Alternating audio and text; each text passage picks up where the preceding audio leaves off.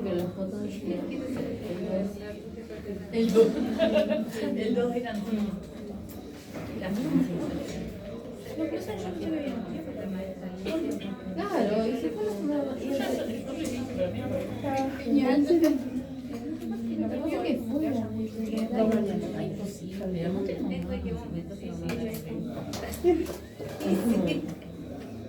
Está bien. Para los vencidos era. Clemencia para los vencidos y respetar a los prisioneros. Pará. Está re fea mi letra. Yo dije, ¿habrá andado a caballo?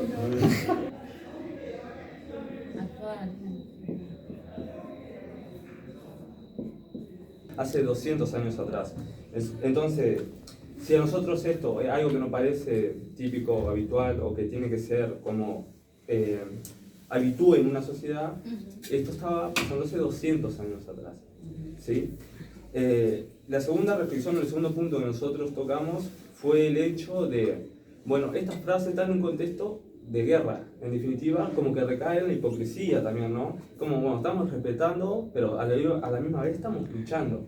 Como, tuvimos que llegar a esto a partir de un conflicto de guerra, de matar, de heridos y demás. Entonces creo que por ahí venían las reflexiones que nosotros veíamos. Sí, dada mi experiencia en la vida cotidiana, puedo tener una opinión con respecto a respetar a los prisioneros, ya que más o menos tengo algún conocimiento de nuestra sociedad, de nuestro entorno, lo que sucede en las cárceles, y que muchas veces el respeto o el cuidado a esos seres humanos no se ve mucho. No estoy en condiciones, ya que no conozco contexto, de pensar qué pasaría en el caso de curar a los heridos, porque no lo he vivido, y clemencia a los vencidos. Un punto aquí es la influencia de Artigas. Nosotros, si bien tenemos la imagen gauchesca de Artigas como una persona en la campaña, tenemos que entender que él es un criollo, es decir, un hijo de españoles nacido en estas tierras. ¿Sí? Y eso lleva muchos beneficios, ¿sí? Primero que nada la educación, el saber leer, el saber escribir.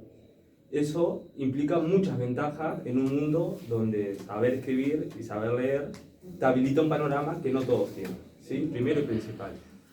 A partir de ahí también el contexto global. Se está formando algo que nosotros lo vemos acá con nuestra independencia, pero hay una independencia también que se está dando, pero más al norte, y son las 13 colonias inglesas, ¿sí? Que van a formar lo que nosotros conocemos hoy por hoy como los Estados Unidos.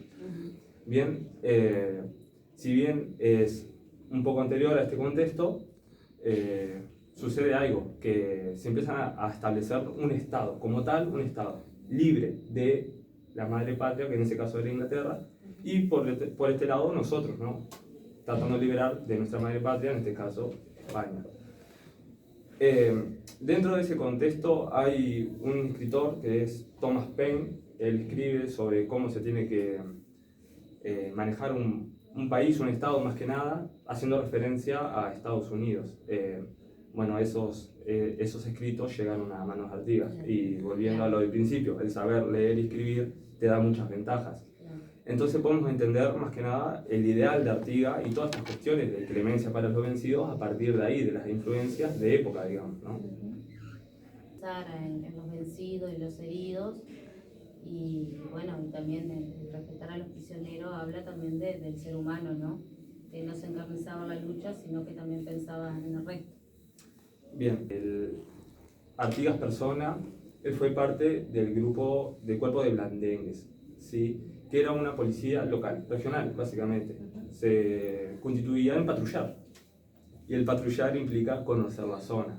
Conocer la zona te da ventajas, porque la zona no es una zona totalmente homogénea, sino que es una zona que tiene sectores heterogéneos, que son únicos, individuales, pero conocer toda la región te permite conocer a todos esos grupos distintos, ya sean negros, portugueses, españoles, indígenas, jesuitas, lo que fuese, ¿no? Que habitase la región. Entonces eso también te da más conocimiento sobre las personas que habitan tu región y un poco más de empatía también sobre cómo se vive en esas regiones o cómo viven esas comunidades, ¿no?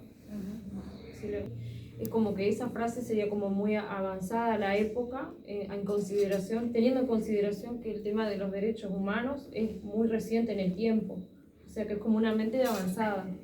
Pero si tenemos en cuenta la educación que él ya traía por ser hijo de españoles y el conocimiento que tenía de los distintos grupos humanos que habitaban la región, se contextualiza.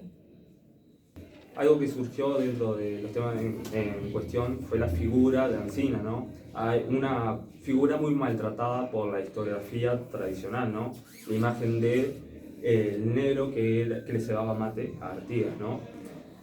Nada más lejos de la realidad, porque en definitiva Alsina era una persona que era políglota, ¿sí? Manejaba varios idiomas, el español, guaraní, manejaba el portugués, además era un hábil cuchillero, ¿no? Que en lo que era la faena, en lo que era el carnear, en lo que era cocinar, en lo que era el combate mano a mano, era sumamente tajoso.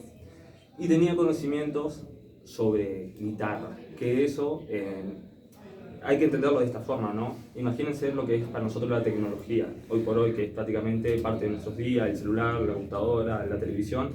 Bueno, imagínense en esa época lo que era una guitarra, la música, el cantar, el contar historias, el contar cuentos, el cantar canciones y demás, ¿no? Era una herramienta que unía, básicamente. Seguramente atraía, Sí, ¿no? sí, sin hablar. Y hacía matar tiempo también, ¿no? Intercambiaban como historias cantadas y se iban heredando como de pueblo a pueblo, se iban transmitiendo.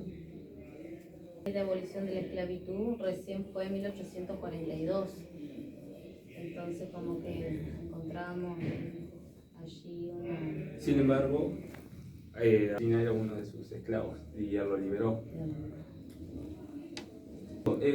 Entender cómo se desarrolló Artigas persona hace entender sus pensamientos y sus ideales, su contexto, entender que era una persona que era atípica en la zona, conocía la región como nadie, conocía los grupos étnicos como ningún otro, tenía conocimiento sobre distintas regiones, que eso te daba una ventaja abismal, no solamente conocimiento del territorio, que era importante conocer el territorio, porque volvamos a esta visión, ¿no? No existen las calles, no existen los puentes, no, conocer el terreno era fundamental y conocer los distintos grupos culturales que habitaban el terreno. Te daba una ventaja asombrosa, básicamente, ¿no? En realidad creo que lo que promulgaba no fue lo que se llevó a cabo. Bueno, otra la clase pasada era el debate sobre la historiografía tradicional y el rol de la historia en crear sentimientos patrióticos y nacionalistas, ¿no? Bajo ese precepto, la figura de Artigas como prócer es que nace, ¿no? En un contexto de un régimen militar, como era el de la Torre, nace la figura para justamente tratar de unificar un país que era recién independiente, que se estaba construyendo y que buscaba una unidad, ¿no? Entonces, dentro de esa unidad, la figura de un personaje que no perteneciese a ninguno de los dos partidos tradicionales era como la idónea, digamos, ¿no? Y ahí surgió la figura de Artigas prócer, que claramente muy contradictorios con los pensamientos e ideales de Artigas, ¿no? Recordemos que Artigas habitó la banda oriental, nunca llegó a conocer el Uruguay como tal. Al mismo tiempo, él buscaba un ideal de confederación y no tanto como de república, ¿no? Como es el sistema actual que nosotros tenemos hoy en día. Y ni que hablar que otro que seguramente no es ni parecido a lo que fue la realidad, ni siquiera su forma de pararse en la vida, ¿no? Porque lo vemos como muy militar o muy rígido y se me ocurre que su andar era mucho más campechano y mucho más amigable con su entorno y el resto de los pobladores. Cuando vimos la ¿No? El cuadro de Artigas parado, vestido de blandengues, ¿no? Además una postura muy rígida, alta, pecho erguido, recto, como demostrando su impronta, su tamaño y en definitiva claramente hace una imagen idealizada de Artigas, ¿no? Esa imagen nunca existió como tal. No es un retrato de Artigas verídico, sino es un dibujo sobre Artigas, básicamente, ¿no? chesco, quizás más paisano. Pero lo que pasa es que de Más- repente necesitaban una figura de prócer. Estudio de historia, qué sucedería si hubiera una guerra, en ese contexto de guerra, qué haríamos con los heridos. Y claro, en realidad eso, o sea, si yo, o sea, me quería situar en esa situación. Si lo trasladamos al día de hoy, creo que sí, que lo puedo relacionar directamente con lo que pasó con el COVID, como el Uruguay absorbió un montón de enfermos, se hizo cargo y no todos los países actuaron de esa forma, ¿no?